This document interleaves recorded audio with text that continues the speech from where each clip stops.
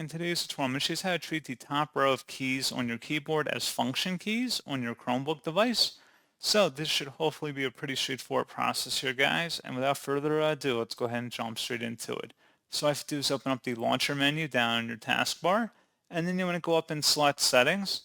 And now on the left panel, you want to select Device. And on the right side underneath Device, you want to select Keyboard and Inputs.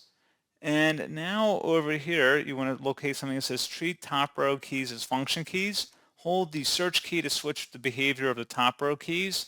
Toggle that on or off depending on your preference. If you want to enable that, toggle to the right. If you want to turn that on or disable it by clicking inside of it to disable it. And that's pretty much it. So as always, thank you guys for watching this brief tutorial. Do hope that was able to help you out, and I do look forward to catching you all in the next tutorial. Goodbye.